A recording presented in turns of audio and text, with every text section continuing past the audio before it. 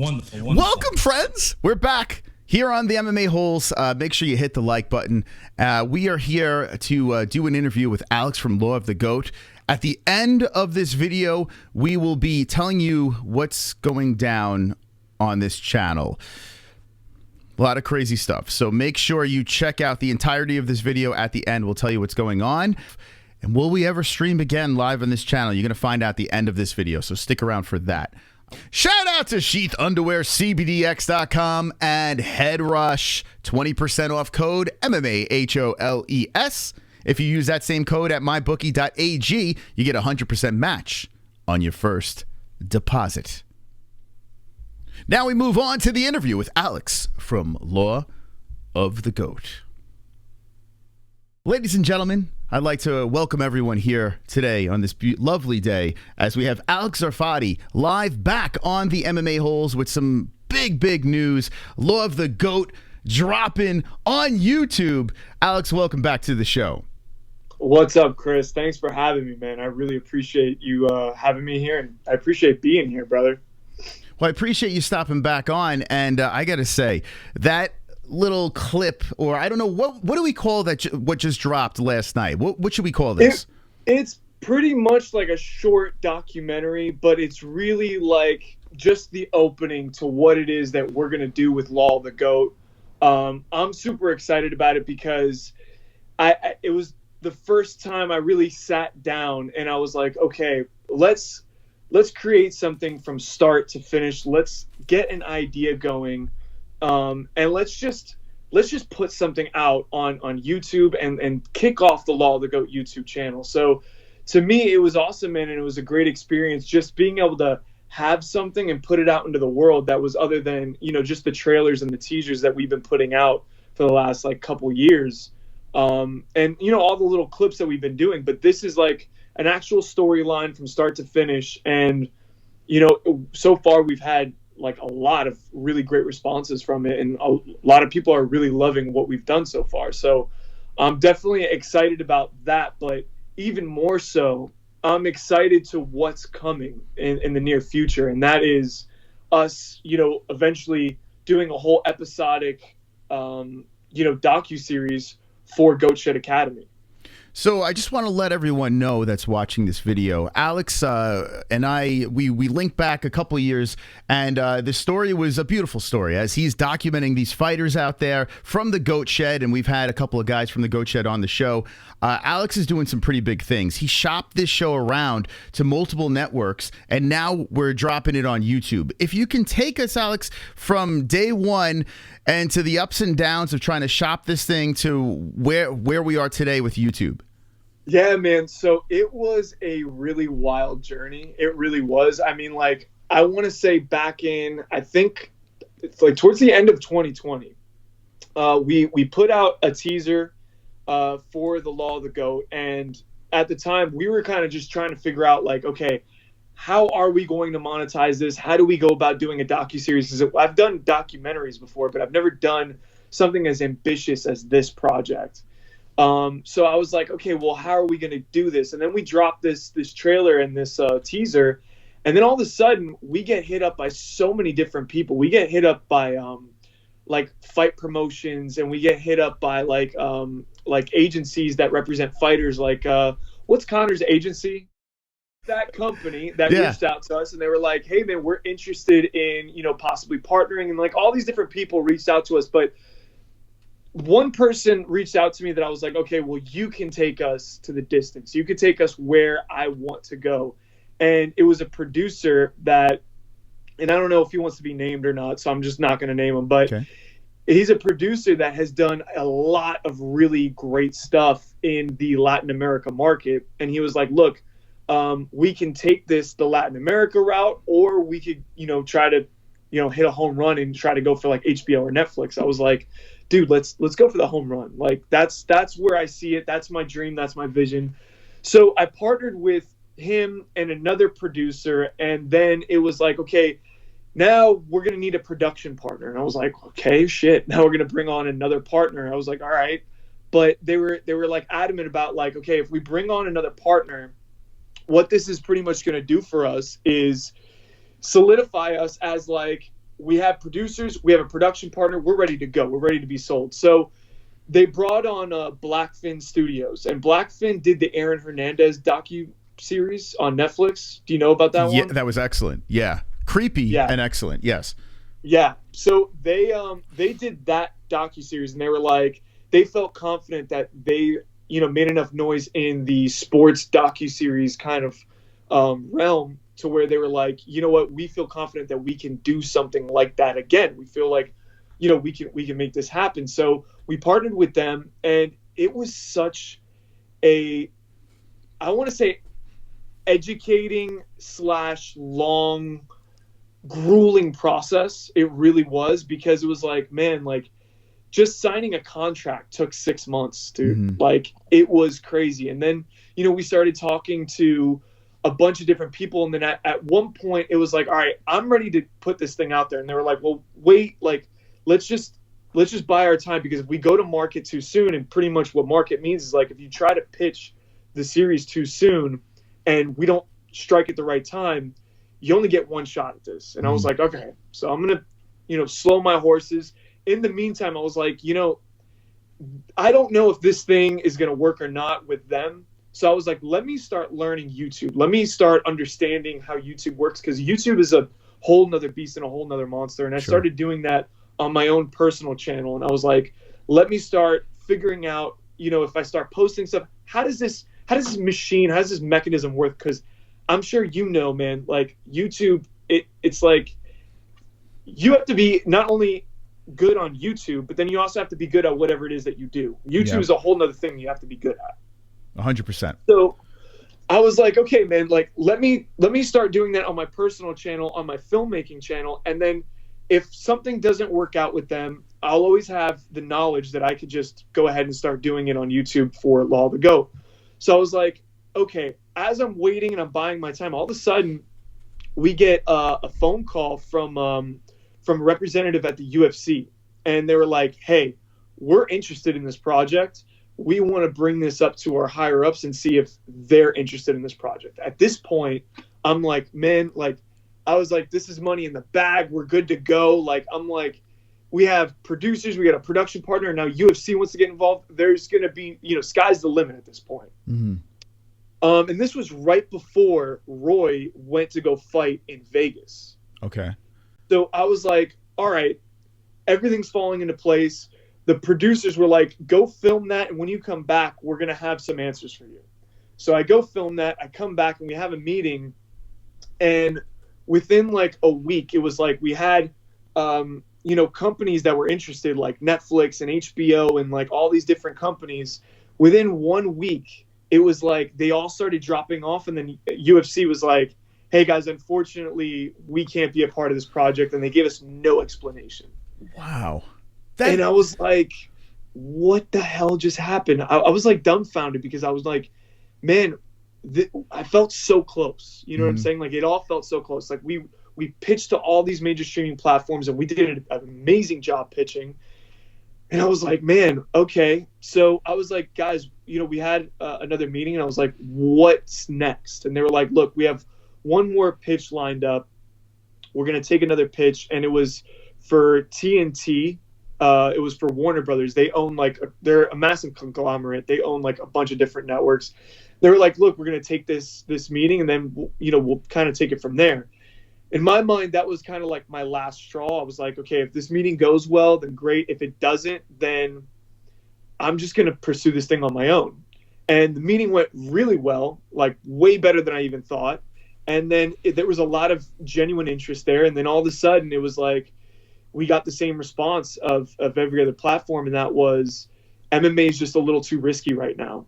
And I don't know if or any of the audience knows what was going on a few months ago in the film industry, but a lot of these streaming platforms are getting bought out and partnering with other streaming platforms. Okay. And it's really the Wild West of the streamers right now, whereas like it's almost like when TV first started a long time ago and networks were buying each other and they were trying to like flex their power on each other and really trying to figure out how this whole thing works, because there's a million streaming platforms out there. Yeah. Like Discovery owns like 20 different streaming platforms. And like, then you have Disney that owns Disney Plus, ESPN Plus, Hulu, and like, there's just so much going on. So, you know, the producers kind of warned me. They're like, hey man, like right now is a really, really rough time in the industry. Mm-hmm. And if this doesn't happen, just know that you kind of, you know, we took it this far and you did a great job and you opened up a lot of doors. And I'm like, dude, like, no. Like, I was like, okay, listen, let's restructure this whole deal. Let's restructure this whole thing. I was like, okay, here's what we're going to do. You guys can keep this on your shelf. And if you guys can find a way to sell it, great, we can entertain that. But as of right now, can we make a deal where I take all the rights back and I start releasing this thing on my own on YouTube? And they were like, you know what? I think it'd be great for you to, you know, build up the numbers and maybe we could show that later on down the road once you generate some interest. So I was like, okay, man, you know, that's what I'm going to do. I said to myself, I'm going to take everything back, all the rights and everything. So I got all that back and I was like, all right, where the hell do I start? Because this project is so ambitious. We have almost 3 years worth of footage. Just to put it in sense of storage, for those of you who know what this is, we have 300 terabytes of footage. 300 terabytes. Okay. It's just a massive undertaking. And I'm like, okay, we started off with just me and my cousin. And I was like, you know, slowly we started getting people interested in working for like dirt cheap just because they just wanted to be a part of the project. They love the project. And, you know, I'm so grateful to them, to the team members that have come on and help us.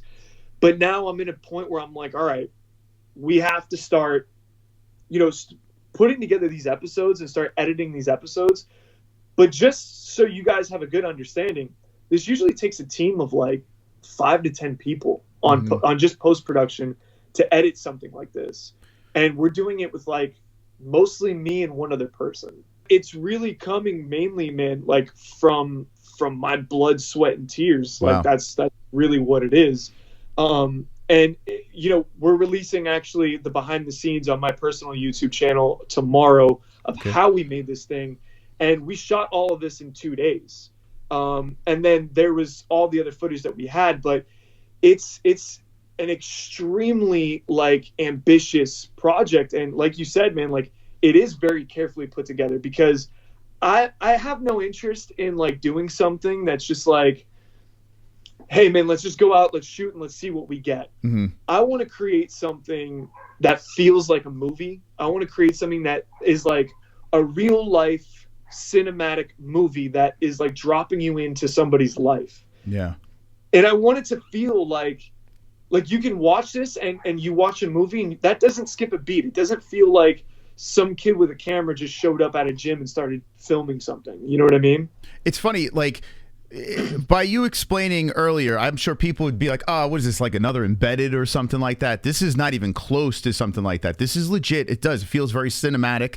And just in the little bit of a clip that you dropped recently, you could already feel the emotion. Like we know the story. We've been following Roybert, but the emotion just in that little thing, you're like, okay, I need more. So I highly urge you guys, go check out Lord of the Goat's YouTube channel. And you're saying on your channel, you're dropping behind the scenes stuff? Yeah, man. So like I'm basically, so Law of the Goat is like pretty much going to be a hub for sports documentaries. And it's mainly right now focusing on Goat Shed Academy. And that's where a lot of our attention and our energy is going to go. And then on my personal, sorry, we're getting like a little earthquake over here. Are you really getting in there? Just a small one. Wait, you're in California? No, you're in Florida, right? No, I'm in Florida. We're having like, they're doing like some drilling, right? Like by my house, and they're like blowing shit up. And like for the last like 2 weeks, my whole house has been shaking. Like there's been like a category 4 hurricane, you know, like no. Let's pretend there is an earthquake right now, and we'll get this thing viral. Oh my God! Holy fuck! Are you okay over there? There's an earthquake! Grab the equipment. What's the first thing you would grab in an earthquake? Would you just start grabbing the equipment? I'd start grabbing the footage, to be honest with you. I'd grab all the footage underneath my arm, and I'd run out the house because that that's the only thing that I can't get back, you know? Do you find you're going mad right now? Like all the ups and downs and the hurdles that you're jumping over, do you find yourself, because you're so invested in this project, this is your baby, do you find there are a lot of things in life that you burnt along the way just to keep this thing alive? Oh my God, my man. Oh my God, Chris. Dude, there was at one point we got all of our gear robbed. Every single piece of gear that we owned, it was like over $20,000 worth of stuff. And that was like right in the middle of the project. I've had to turn down, other projects and other jobs that were good money, because I knew that we had fights coming up and I couldn't miss, the leading up to the fights, the weigh-ins, and then the fight. Yeah, for sure, dude. Like, I've really like ingrained myself into these, fighters' lives, and like really like just went all out on this project. And there's things that like I'm like, man, maybe I could have done this a different way. And looking back on it, I'm like, I definitely could have been more productive in certain ways. Mm-hmm. But I honestly wouldn't regret it, because I've learned so much, and I've also like, it's been such a wild and awesome experience being with all these guys, and also all the people that I've met and the relationships that I've built, that it's like, it's almost like you, man, like you've grown MMA-Holes, and I'm sure there's been a ton of times where you're like, dude, like, I don't know what I'm going to do, but I got to just figure this out, Yeah. Yeah. There's a mixture of narcissism and delusion that I have to put together, yes, and just keep on trucking forward. And it pours into your personal life. It pours it, like you start feeling like you're going a little crazy, but the end result, the reward, is so fulfilling that it just makes it worth it, to chase a dream and to achieve it. And looking at your product, the product is there. So I'm sure now it's like the frustration of making sure this YouTube channel grows. I'm assuming that's the next step. But are you willing to still say, like, what happens if the YouTube channel blows up, right? And you're getting a ton of subscribers and views and all this stuff, and now people are reaching out to you. Are you going to flip them the bird, or are you going to entertain these offers? No, I mean, like, my dream has always been to get this series on Netflix, to get this series on HBO, on a major streaming platform, because I want it to be seen by the world. I want it to be seen by, the masses. And I'm going to be honest with you, there's way more money probably like in longevity through YouTube, because the amount of money that I was going to make on the streaming platforms, even when we were talking about it, it wasn't even that insane. Like, I was like, okay, like I thought it would be a lot more money. Okay. But again, it comes down to like, that is the dream. And also, I feel like I would be doing these guys justice, and telling their story and putting that on there and having them be able to go and watch it. Roy just saw this video last night for the first time, and he told me, he texted me, he's like, dude, I cried. I cried because it was like, you basically took a whole experience that I had and a whole feeling that I had, and you put it into a 3-minute movie. Mm-hmm. And I feel like I need to go back to the gym and I need to start training right now. And that, to me, like, there's certain things that you could do in life, and obviously everybody wants to make money. Obviously, like, that's hands down, everybody wants to make money. Everybody, like, you're a liar if you don't want your project to be at the highest level of success. But I have to say that someone telling me, like, your project made me cry and like you inspired me to get back to work, man, that's gratifying. Yeah. Like, that's gratifying in itself. Like, if you could leave that kind of mark on the world and you could walk away from that and be like, that touched a few people and that really did something and made a difference, that's amazing, man. And that's worth a lot. So to answer your question in a really long, about like crazy way, I would entertain it just for that purpose, to do them justice. Mm-hmm. But the people that are following us on YouTube, I want to stay true to them too. You know what I mean? I want to build this thing, and I want to build it more than just MMA, by the way. I want to go into all combat sports, and eventually, I see it years down the road branching out into all sports in general, doing, football and baseball and soccer and eventually all of that. But right now we're starting off with Goat Shit Academy, and I want to do right by them. You know what I mean? I want to talk about Roybert real quick. And for those of you that don't know, Roybert is one of the nicest guys out there and a savage inside the cage. This guy over here, well, that's his opponent, but Roybert Echeverria came on the show multiple times. He was 7-0. He played his cards just right. Like he could have taken more fights before that Contender Series, but he made sure that he put himself right in place to get that big opportunity. He fights a guy in Filio, which was a badass fight between the two. And this guy Filio, they didn't give him a layup. They didn't give him some guy like off the streets. They gave him a legit, solid guy that almost just beat a prospect. I don't know if have you keeping up on this guy Filio, the guy that he fought? No, I haven't. I haven't kept up on him. It's pretty wild. Like so they have this fight in the Contender Series, and long story short, Roybert falls short in here. He got finished by Filio, and I was like, man, this guy is surprisingly good. So Filio moves on, and they fed Filio this guy over here, Muhammad Makayev, who is a scary, scary prospect over here. I mean, he has a whole country behind him, and it's just this whole big story. In the third round, Filio had this knee bar in, this close to finishing this guy. And all I'm saying, like when we were talking about predictions beforehand, how he fought against Roybert and how good he looked against Roybert, knowing how good Roybert is, dude, that guy is a stud. So Roybert going in there to Contender Series, and of course, you know, he gets this loss, but it's got to be a massive learning experience for the guy. Is there a new fire under this guy right now, Roybert? I see. You know what I saw, and this is what's interesting, man, is that like when you interview somebody, it's almost like you got to get deep into their psyche. You know what I mean? Like you got to really like. And I dug deep, man. Like me and him got into it, and we spoke, and he was telling me, he's like, because I asked him, I was like, I've been watching you fight for the last 2.5 years. The person that I saw go into that cage was not the same person that I'm used to seeing. And I asked him, I was like, why is that? Why do you think that is? And I was like, you know, he starts talking. I'm like, okay, let's break down the barricades for a second.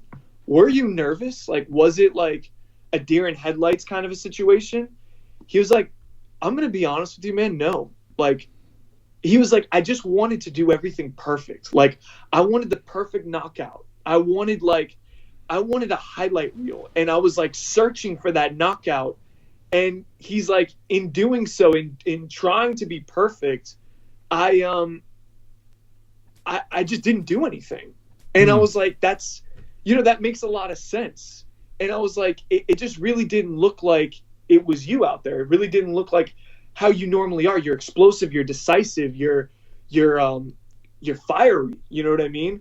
And he was just like, yeah, I don't know what happened. Like, I was just trying to be so perfect that I was just not myself.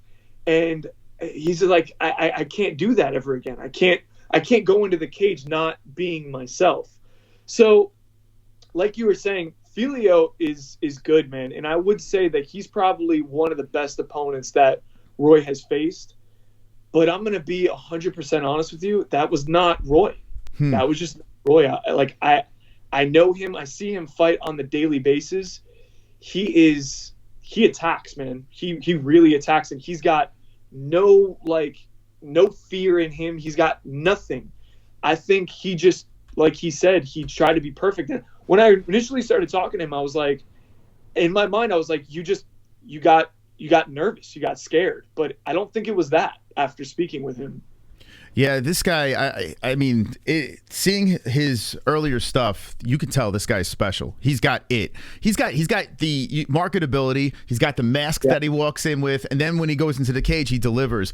Yeah, unfortunately, it didn't go his way in the Contender Series. I do feel he's going to be right back in front of Dana White again. I do feel that's going to happen. So tell me about this. The next piece of work that's going to drop on Law of the GOAT. What are we looking forward to in the next upload? So right now we're working on episodes 1 through 4. Okay. And our plan is to have those done like as soon as possible.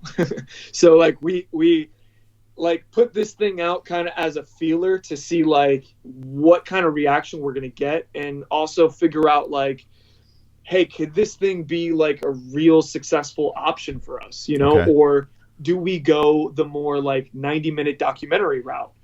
So, I think that still remains to be seen. And I think that we still have to try YouTube and give it a real legitimate shot. Mm-hmm. So our first goal is to do 4 episodes. And if the 4 episodes do well, and we could kind of get monetized and start getting things going, we're going to release the whole series on YouTube. But it is like I said before, it's a massive undertaking, because what you saw was a 3-minute piece that took, probably 4 days of editing. You know what I mean? So you got to think that like a 20-minute piece would take minimum a week, maybe 2. You know what I mean? So we're just grinding that out, and I have an editor that I'm working with right now, and we're just going back and forth on it. And once we have something solid that we release, we're going to release episodes weekly, 1 at a time, 1 through 4. That's awesome. So basically what we're saying to the community right now, MMA Holes and anyone that's watching this video, you got to go watch, you got to like, and you got to share. I know it's cliche to say as a YouTuber, like, subscribe, all that fun stuff. But if you want free content and if you want the best content out there, you got to play your part. And all we need is your time and your like. That's basically it, you know?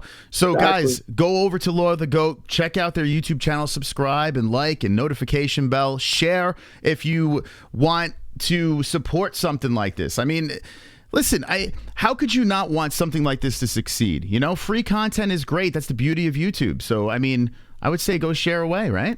I agree, man. And you know what? Like, it takes a lot to get this to get done and to have this vision come to life. So, having people support and share it and like it and subscribe and, just spread the word, it really does help, because it's like, okay, well, at least we can see the light at the end of the tunnel. It doesn't feel like, like we have been the last couple of years, just going through the dark, not knowing what's going to go on. Like we've invested so much time and energy and money into this thing. You know what I mean? Sure. So I appreciate you guys for having us on, dude. And like really the support, Chris, like I honestly, dude, we will not forget it. And I promise you, one of these days we will collaborate on something.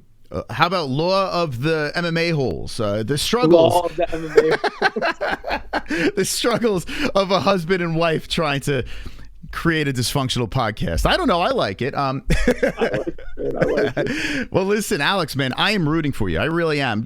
As a person that likes to be creative myself, all I can do is take inspiration and see what you guys are doing over there. And it's fascinating. I love the hustle. I love the blood, sweat, and tears. We've become a big fan of Roybert as well. And we're just rooting for him. Completely biased. Him versus everybody. That's what we're going over here. And hopefully you get no more earthquakes over there too. We don't want any of that. There's an earthquake. For real. Yeah. Well, all right. So any last words to the people? I mean, we've said a lot over here, but what can you say to the MMA Holes and the people on YouTube? The future of Law of the GOAT is in their hands. Guys, yes, the future of Law of the GOAT is definitely in your hands. And I have to say that you're seeing really the tip, not even the tip of the iceberg. You're seeing just a little grain of salt on a beach is really what you're seeing, because this content is so vast and we have so much story to tell and so many amazing characters to get through. Supporting this thing is just going to bring this thing to life. So I would appreciate anybody going there, subscribing, sharing, all of that stuff. And Chris, thank you so much for having us, man. I really appreciate it, brother. Alex, thank you for stopping back on. It's always a pleasure talking to you. Ladies and gentlemen, a warm round of applause for our friend Alex Zarfati. There he is. There he is. Thank you, guys. Thank you. All right. Make sure you go over to Alex's YouTube channel, Law of the GOAT, and make sure you give that like, the subscribe, the ring the bell, all that fun stuff over there. Okay? There we go. Wonderful, wonderful. If you want more MMA Holes content, if anything ever happens to this channel, make sure you go down in the description and go to Not the MMA Holes. That's our backup channel. It's our gaming channel, but we will be doing live streams and just hanging with the boys. Hanging with the boys! So go down in the description, Not the MMA Holes, and anytime stuff goes down on this channel, we go over there. Wonderful, wonderful. Also, if you want to support us financially, click the link in the description for Streamlabs, and increase this bar over here because we have a website that's still being built and it's supported by you guys. So if you support us, Streamlabs in the description. Wonderful, wonderful. This channel had 2 strikes on it, both false copyright claims. I can't get too much into detail with it, but what I can say is the first strike is gone because it was nonsense. The second strike is still here. It will be gone next week, so stand by for that. This channel is very impressive because not only do we have 75,000 subscribers with my long-ass hand. Why is my hand so long? We got 75,000 subscribers, creeping to 76K. And the reason for that is because we had like 10 plus strikes on this channel overall of just nonsense over and over again throughout the years. Silly stuff. It's not our first rodeo, so we'll be taking care of that. If you support the channel, make sure you subscribe, notification bell, make sure you hit the like on all the videos, all that fun stuff over there. And we will be trucking through. There's nothing that can stop the MMA holes, okay? Wonderful, wonderful. YouTube, if you're watching this, which I know you are, haters, if you're watching this, and I know you are, you cannot stop the MMA holes. Okay, I just want you to know that. I want you to understand that. No matter what happens to this channel, we just keep going. We're herpes. We never go away. Now, as for the UFC, Corey Sandhagen won over Chito Vera, and I got to say this, the scores were dicey. This weekend, you got Jones versus Pettis. Roy Jones Jr. is fighting Showtime Pettis. That's actually happening. The card is weird, and we'll probably react to it on the second channel. Link in the description. Wonderful, wonderful. Next week, you got XMMA and you got UFC 287 we'll be reacting to. If it's not on this channel, it'll be on the second channel. So no worries. We'll be reacting to it. You just got to make sure you're subscribed to both channels. All right? Jesse's still pregnant. I'm still an MMA hole.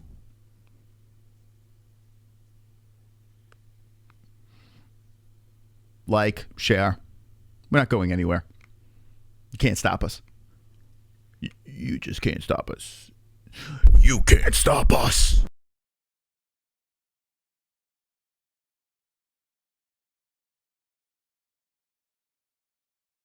This in the entirety of fuck me in the asshole. From Law of the Goat.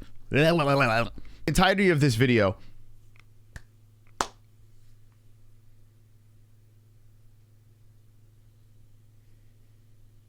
I hate uploads. I can't. It's just not my thing.